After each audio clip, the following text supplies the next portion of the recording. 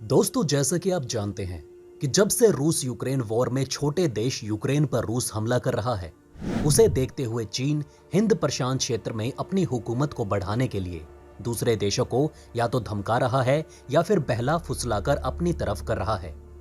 अब आप सोच रहे होंगे कि भला हिंद प्रशांत क्षेत्र में कौन चीन का साथ देगा। खैर दोस्तों, वैसे तो चीन की चालाकी से सभी वाकिफ हैं, लेकिन जिसे अपना फायदा दिखता है उसे दूसरे के नुकसान से कोई मतलब नहीं रहता। इन्हीं में से एक है सोलोमन आइलैंड।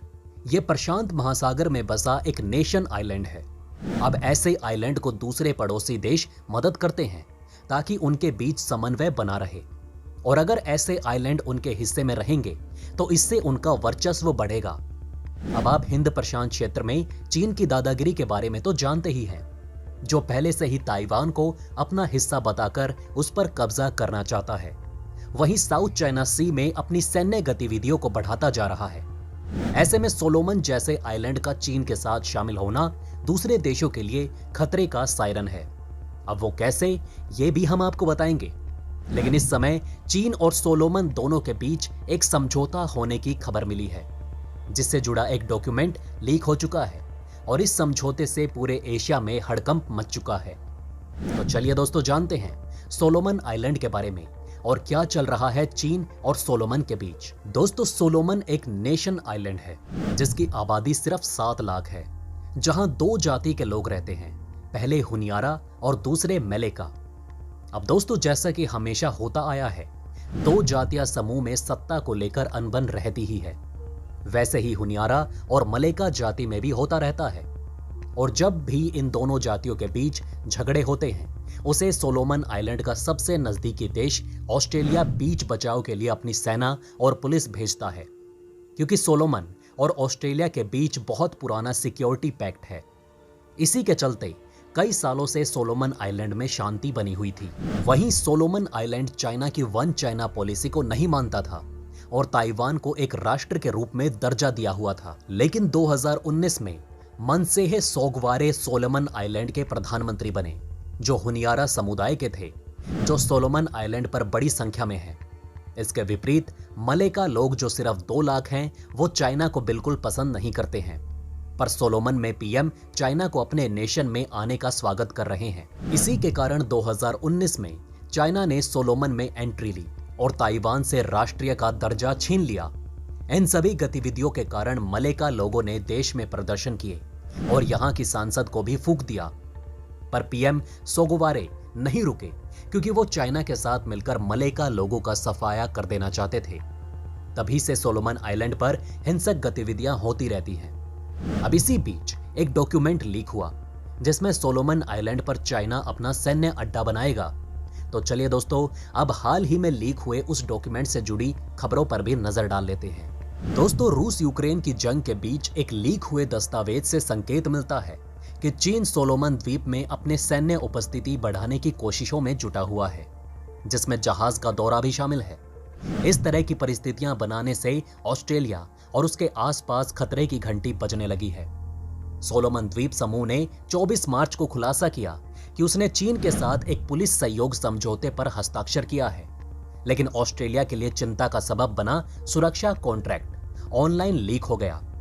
लीक हुए डॉक्यूमेंट में कहा गया कि सोलोमन द्वीप समूह अपनी आवश्यकताओं के मुताबिक चीन से पुलिस, सशस्त्र पुलिस, सैन्य कर्मियों और बाकी कानून प्रवर्तन और सशस्त्र बलों को सामाजिक व्यवस्था बनाए रखने, लोगों के जीवन और संपत्ति की रक्षा करने में सहायता करने के लिए सोलोमन द्वीप भेजने का अनुरोध कर सकता है। सुरक्षा समझौते की शर्तों के तहत चीन पुलिस, सैन्य कर्मियों और अन्य सशस्त्र बलों को सामाजिक व्यवस्था बनाए रखने के मदद करने के लिए और कई अन्य कारणों से सोलोमन द्वीप में भेज सकता है। ये स्टॉपओवर के लिए और सप्लाई को फिर से भरने के लिए जहाजों को द्वीपों में भी भेज सकता है। एक रिपोर्ट के अनुसार मसौदा समझौते में यह भी कहा गया कि चीन को मीडिया ब्रीफिंग के साथ संयुक्त सुरक्षा व्यवस्था के बारे में जारी किसी भी जानकारी पर हस्ताक्षर करने की जरूरत होगी। न्यूजीलैंड के मैसी यूनिवर्सिटी में अंतर्राष्ट्रीय सुरक्षा के एक वरिष्ठ लेक्चरर अन्ना पविलिस ने कहा कि ऑस्ट्रेलिया, न्यूजीलैंड और अमेरिका सभी मसौदा समझौते के बारे में बहुत घबराए हुए हैं, क्योंकि ये चीन की सोलोमन में दिलचस्पी को दर्शाता है।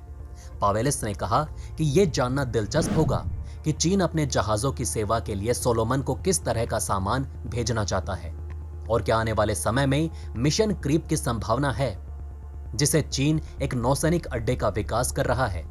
दूसरी ओर ऑस्ट्रेलिया के रक्षा मंत्री पीटर डटन ने 25 मार्च को बताया कि बीजिंग और होनियारा के बीच एक सुरक्षा समझौते के ऑनलाइन लीक होने के बाद दुनिया की चिंता बढ़ चुकी है, क्योंकि इस मसौदे में सोलोमन द्वीप में चीनी नौसैनिक अड्डा स्थापित करने के कदम का भी जिक्र किया गया। सोलोमन द्वीप सरकार के एक अधिकारी के जरिए इस खबर की पुष्टि और इसके हवाले से लिखा कि चीन के साथ किसी भी तरह की सुरक्षा संधि पर चर्चा के लिए कैबिनेट में पेश किया जाएगा।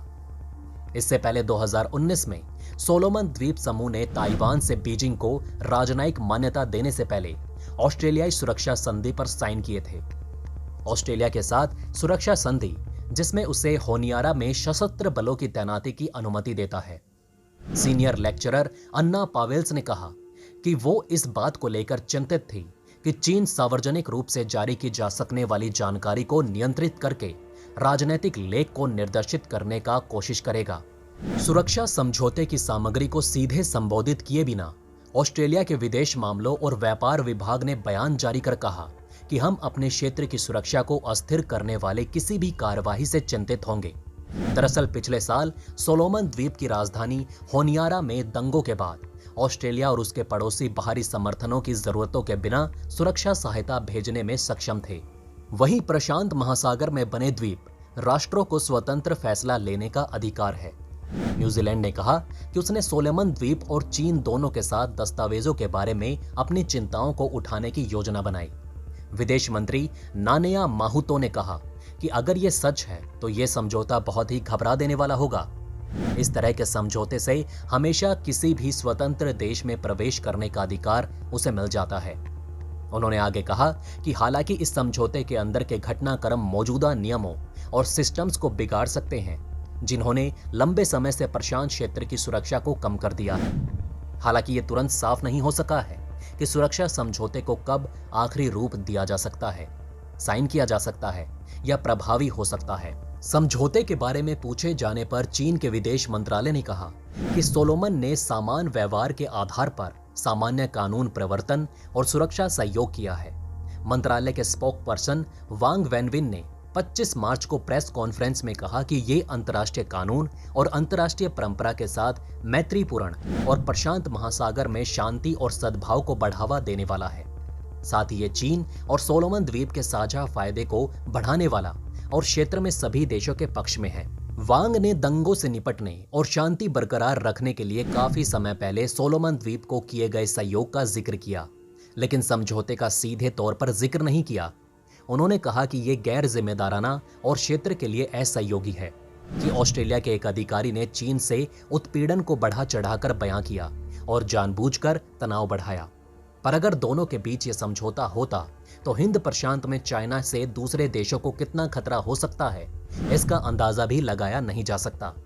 और इतना ही नहीं, सोलोमन आइलैंड के लिए चाइना कितना खतरनाक है, ये इस समय सोलोमन को बेशक समझ में ना आए, लेकिन बाद में जरूर इसका खामियाजा सोलोमन को भुगतना पड़ेगा। तो दोस्तों, कैसी लगी आपको ये वीडियो, हमें कमेंट करके जरूर बताएं। साथ ही चीन और सोलोमन के बीच इस समझौते से चीन कितना हमलावर हो सकता है, इस पर आपकी क्या राय है, हमें जरूर बताइएगा। वहीं अगर ये वीडियो आपको अच्छी लगी हो तो इसे लाइक और थम्स अप देना ना भूलिएगा और ज्यादा से ज्यादा इस वीडियो को शेयर जरूर करें। साथ ही अगर आपने अभी तक हमारे चैनल को सब्सक्राइब नहीं किया है तो जाते जाते चैनल को सब्सक्राइब जरूर करें। खुश रहें, ध्यान रखें। जय हिंद।